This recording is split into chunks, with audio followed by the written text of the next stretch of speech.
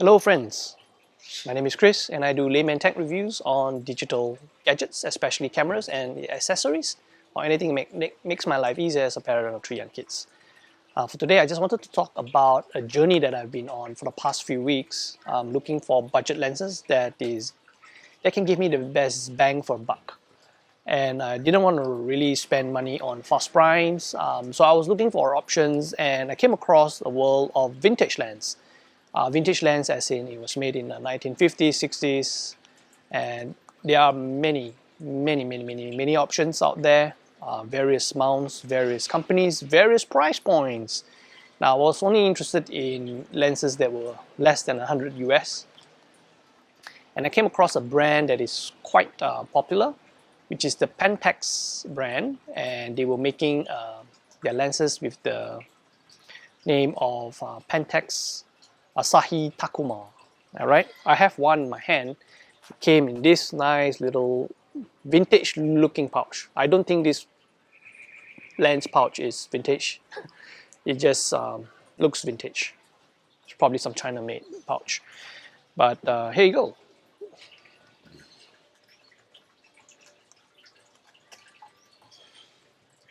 This is the 50mm Pentax Super Takuma lens that cost me about 80 US.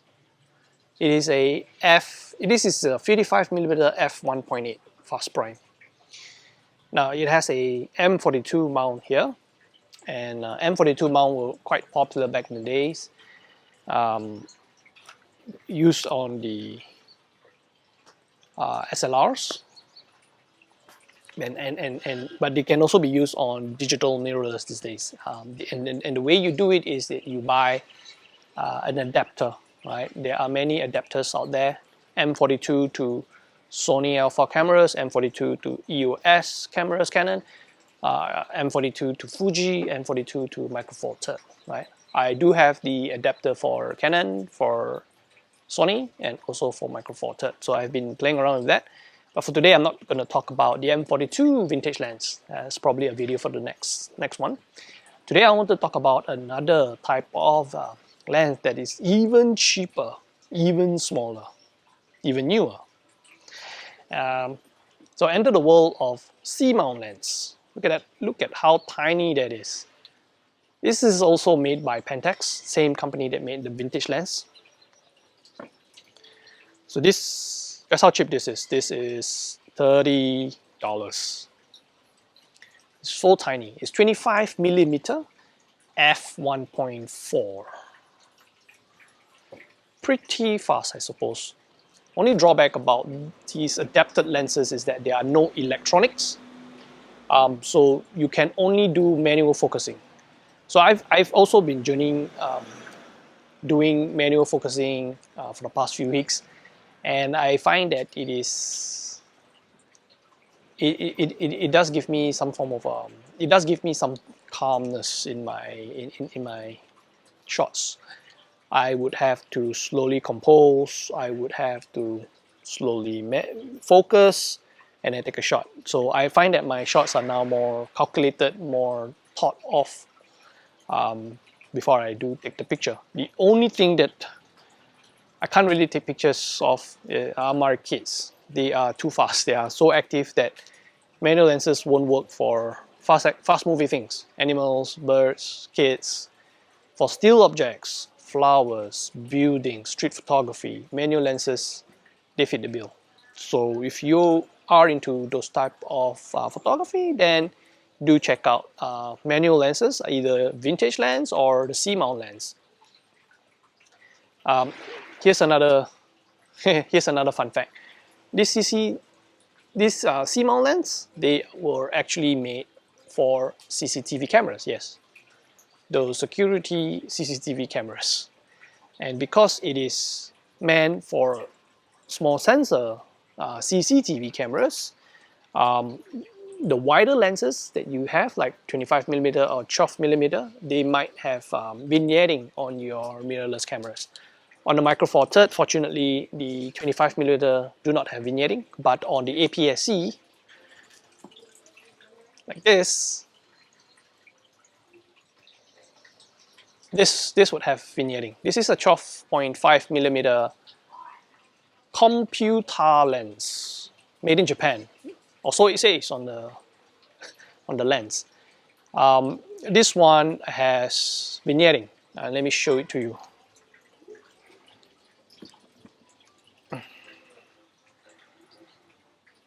me turn it on.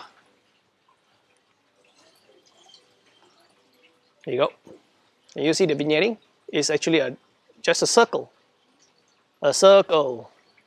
It's quite bad because this lens were made for smaller sensor cameras, and because the Micro Four Thirds sensor is bigger, then the light concentrated from the lens, they only hit a small portion of the Micro Four Thirds sensor. Therefore, you have that big circle. Now, it will also have vignetting on the Micro Four Thirds, unfortunately. But the reason why I got 12.5 is because if I do 2K, 2.8K videos on this, it will crop in even further, and when it does crop in, the vignetting goes away. I'll do another video on using this wide angle fast primes for video, and why I'm using that. You can't really use this for photography unless you do square Instagram type pictures where you crop just to have that square in the middle. You sharp in the center though. If you want to do that, yeah, you can, but I'm too lazy to do post-processing like cropping my pictures. But I do intend to use this type of lens for video. Okay, now let's talk a little bit more about the 25mm.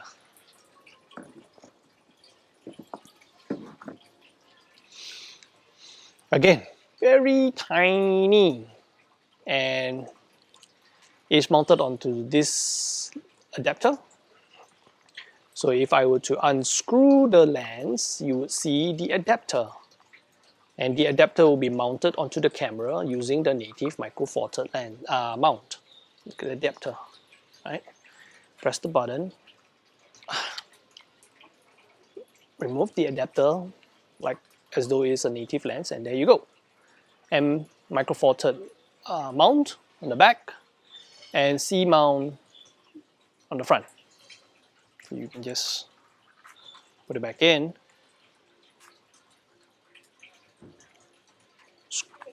screw it in, and off you go. The other funny thing about this CCTV C-mount lenses is that the focus ring is on the tip and the aperture is on the back. So it's a reverse of a normal lens. Can you see? Can you see the aperture blades turning? I hope you can see it. All right, and then you can do the focusing. Now, how does this compare to native Micro Four Thirds lens, you say? Let me show it to you. I had to change position, it was too hot the other side. So I wanted to show you how big or how tiny this lens is compared to a native 25mm Micro Four Thirds lens. C-MOunt CCTV 25mm, Micro Four Thirds native 25mm. This is f1.4. My first fast prime that I got like 9 years ago. Works still perfectly. This, I don't know how old this is. I got this used. I reckon maybe 2 or 3 years old. I don't know. f1.4. So this should perform better than the native one. Let's find out, right? I'm going to take a picture of an orchid. I had to go and lower down the tripod. Orchid, national flower for Singapore. All right, I'm going to take a picture of this guy with a Micro Four Thirds pen EP5, made in the year 2013. Very old camera.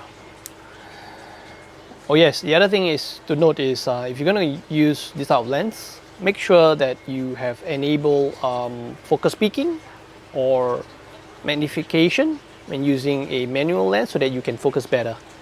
If you don't know how to do that, you can just Google on how to enable magnification or enable focus peaking to help you do manual focus better on whatever digital mirrorless camera that you are using. So just going to take a picture of this. Now just bear in mind that these fast primes, they have a longer minimum focusing distance.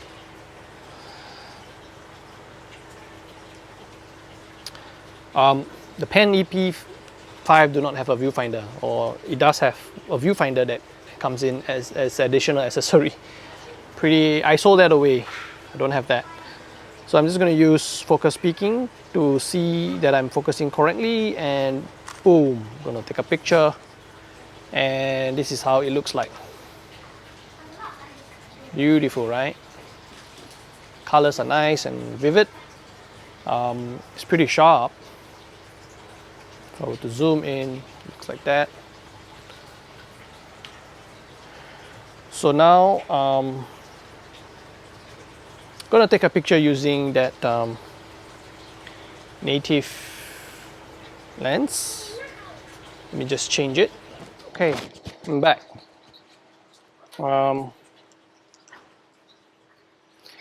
This, by any modern digital lens standard, is a pretty compact lens already, but the CCTV C-mount lens is just so tiny. I'm going to take a picture of this. I'm just going to drop down the aperture to 1.4, the widest. Boom. Beautiful. Look at that. You will see that the colors, the saturation is better than the CCTV lens. It is actually, just by looking at the LCD, I can tell that it is already brighter and the bokeh is nicer. Now, the reason why there is not much bokeh on the CCTV lens is because I forgot to turn the aperture ring to f1.4 or f1.4. It was actually quite stopped down. I'm gonna take again. Aperture ring. Sorry, the aperture ring is always the top. It's at its widest right now, so it's f1.4, right? So let me take a picture. Turn on focusing distance. Turn on focus peaking. Turn on magnification just so that I can see properly.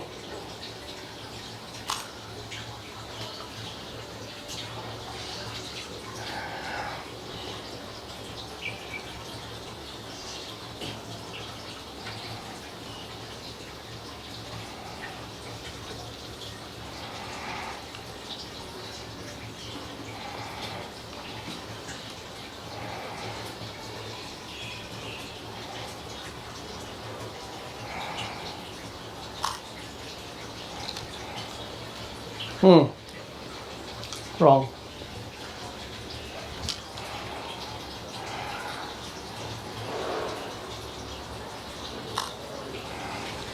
There you go.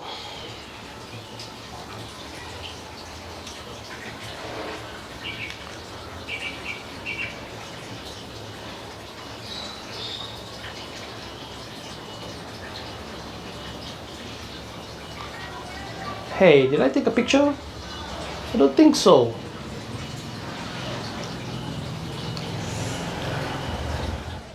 Alright, let me try it again with this guy.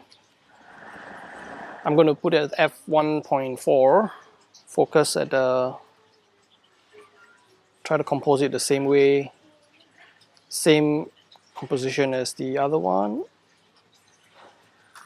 Boom.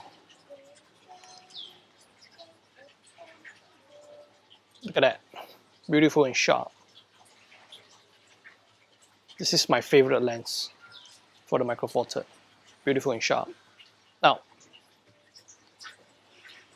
so this is the native Micro Four Third camera, and this is from the Pentax CCTV C-mount lens.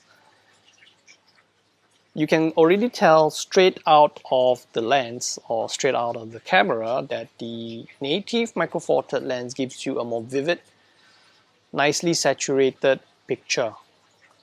That doesn't mean that the CCTV C-mount lens gives you horrible picture. It actually renders the colors pretty well too. But if you ask me, my preference is definitely the native Micro Four Thirds lens. That's a Panasonic Leica lens. Before I end the video, and hope you can see one major difference between the Pentax 25mm and the Panasonic 25mm is that the Pentax one does a very nice swirly bokeh. Can you see the surrounding, the background the background of the orchid? That you see that it does give you some form of a swirly bokeh. That's one of the, I would say, good thing about the Pentax one. This Pentax 25mm gives you a nice bokeh. So that's unique about it. So I would not dismiss this lens just yet. The colors may be a bit muted compared to the Panasonic ones, but this one gives you a very nice swirly bokeh. Swirly bokeh or no swirly bokeh, I think both lenses have its own use case. So for you to decide. I hope you enjoyed this video as much as I did recording it. Well, till next time, take care and God bless.